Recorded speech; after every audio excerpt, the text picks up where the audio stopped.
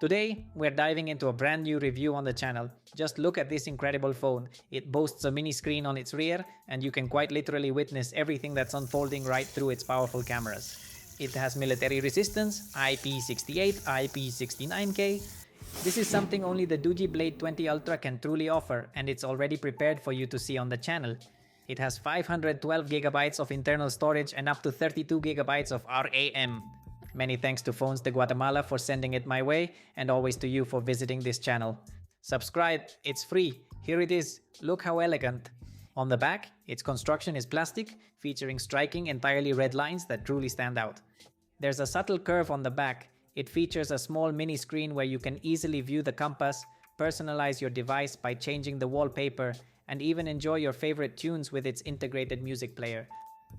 The camera, we are able to take pictures using both the rear and front cameras. However, we can't record videos. Please understand this limitation. Subsequently, we also have the calendar and notifications available here, and we will thoroughly evaluate the battery performance as well. It weighs approximately 326 grams, which translates to roughly 11.5 ounces. You can submerge it in water to take pictures no more than 1 meter deep and only in fresh water. But don't overdo it. Moreover, we also have various openings here that we definitely need to seal up when performing that particular test.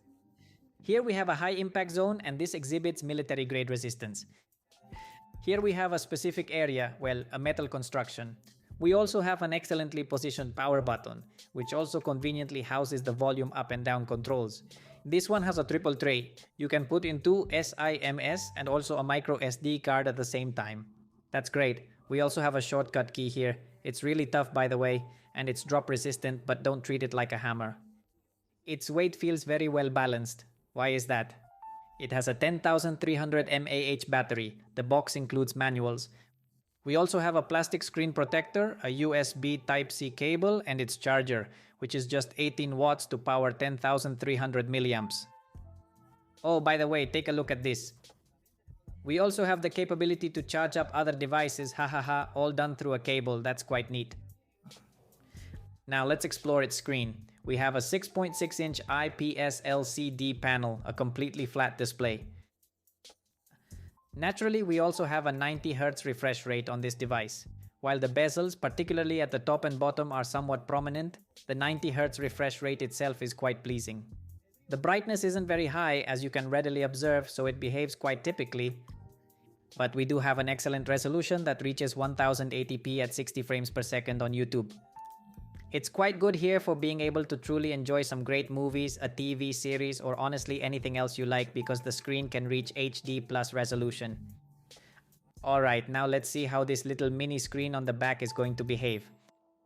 I've altered the background, and just see how beautifully it now appears. Additionally, on this secondary screen, we'll configure precisely how we want the switch to function. We also have a wide variety of watch faces. I've chosen this particular one, but you are free to pick any other. Or you could even select a personal photograph, perhaps of your mom, your dad, or even a loved one. Hahaha. Don't overdo it. We also have the option to add many photos here. This is for the wallpaper. We'll have a certain level of feedback for that. Well, this serves as illumination. Additionally, we have the functionality to display notifications here. I have all of them. We also have an easy key, and you can double click to awaken the screen.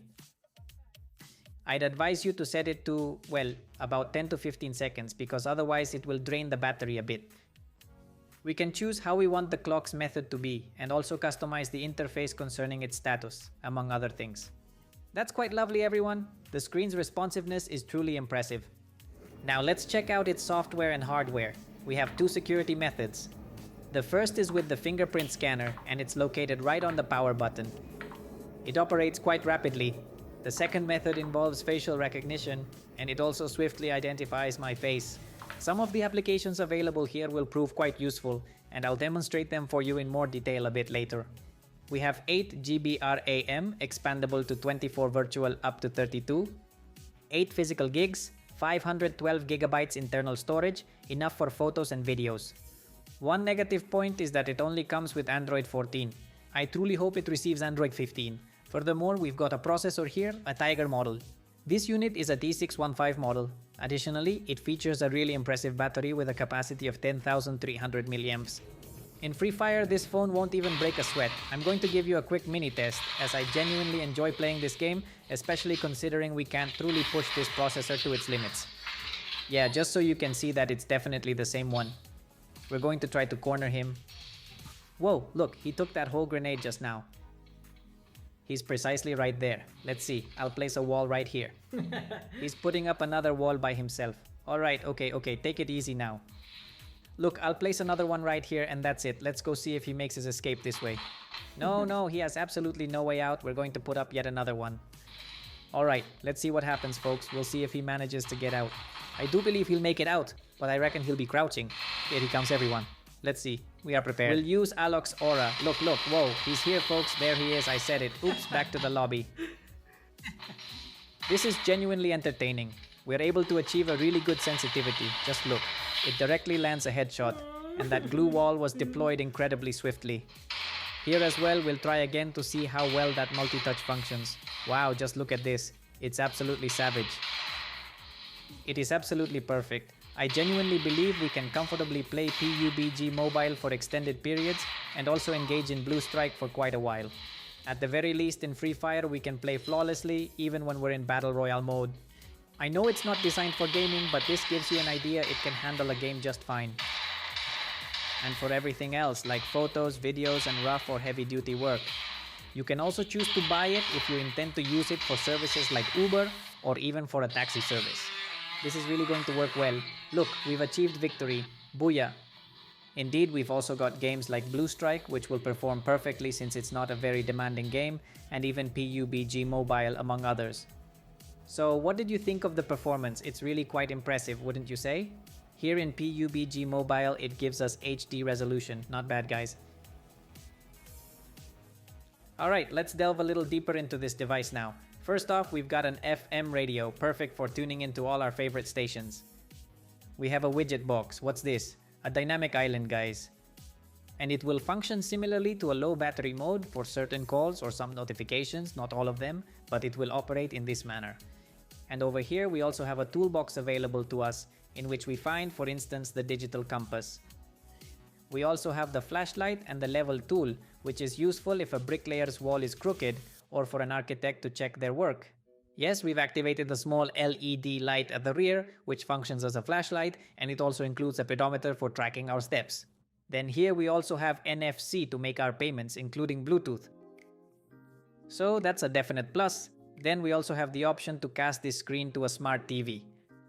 That's excellent. We also have features here like Print, Chromebook, Quick Share and Android Auto, making it incredibly easy for us to share all our files. We also have the ability to run dual applications simultaneously, allowing for 2 Facebook accounts or 2 Instagrams, for example. We also have screen attention. What's that? While you're looking at it, it won't turn off when you're reading a book or something. We have the option to change the charging animation as if it were an AMOLED display, which it isn't. Following that, we also find screen display settings here, and additionally, there are smart controls, such as the raise to wake feature for the screen. That's good, everyone. Next, we have this capability, which is the shortcut access key. I'll instruct it to activate the underwater camera feature, but please don't overuse it, only 1 meter deep in fresh water. The volume up or down rocker will effectively function as the shutter for capturing photos or videos.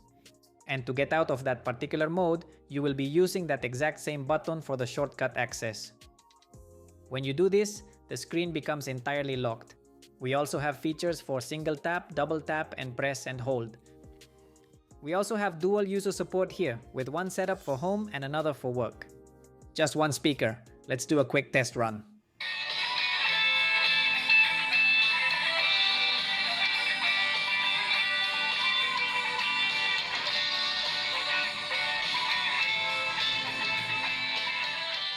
Precisely as you heard, having just one speaker isn't particularly remarkable, yet it manages to perform reasonably well. Yes, indeed. We also have a physical proximity sensor here that actively works for calls. We are equipped with the capability to run 2 applications simultaneously, thereby enabling efficient multitasking functionalities. Now let's explore its camera features, and naturally we've got 2 lenses on the rear, but additionally, there's this compact mini screen that proves quite useful for capturing self-portraits. And the primary camera naturally boasts 50 megapixels with PDAF autofocus. There's a second sensor essentially for support, utilizing morpho technology indeed. And we also have a circular LED flash here. Meanwhile, the selfie camera is only 8 megapixels. And here we can capture photos at night. I will put this into fast forward mode so it doesn't take too much time. We also have video recording, which would be this in full HD at 30 frames per second. In the same manner, the selfie camera operates identically, capturing footage in full HD resolution at a smooth 30 frames per second. We can also take photos using HDR we have here, as you can see. This is manual, not automatic. We also have the option to change the format we want, 3x4, 16x9. On the rear camera, it's the same. HDR is, well, manual. We also have artificial intelligence up here. We can activate it or leave it as is. The vertical mode will solely be for capturing photos with portrait mode, and we also possess the capability to adjust how we desire the format to be. And similarly, the selfie camera functions in the same manner. In addition, we have large 50 megapixel pictures. We have professional mode, panoramic, time-lapse, slow motion, audio picture, document, and also scan. That's really great, folks, for being able to snap those photos when you're out and about.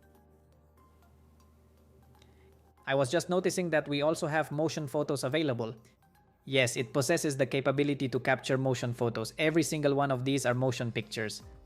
Look, here it is right here. This is actually a photo, but it's moving. Yes, that's something you can exclusively view within the Google Photos gallery.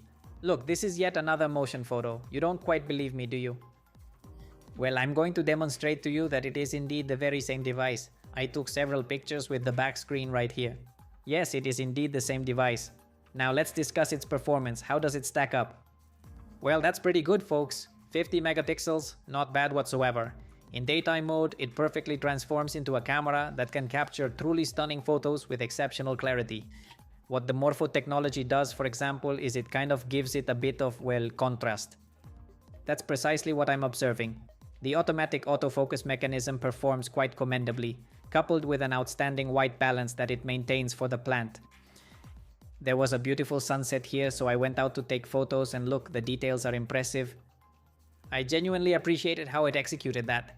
Here's a test shot, captured using its small mini display at the rear, and the autofocus with the blurred background truly excels everyone. It is designed as a perfect mini camera, allowing you to capture your own selfies effortlessly by utilizing the primary camera. Look, here's a picture now taken with the selfie camera. What a huge difference, honestly, but it's only 8 megapixels. This is the outcome. While it does perform quite admirably, we should consider that it still needs some refining. However, we do observe a notable enhancement in color when utilizing the rear camera. This is a video recording with its selfie camera. Not bad, guys, at 1080p 30 frames per second. What I had truly hoped for was its ability to record videos using its small rear screen. That would have been quite nice. It is, however, only for taking photos, right? But it does stand out. There's no stabilizer here, nothing. But at least, well, it's remarkable, honestly, for the price range.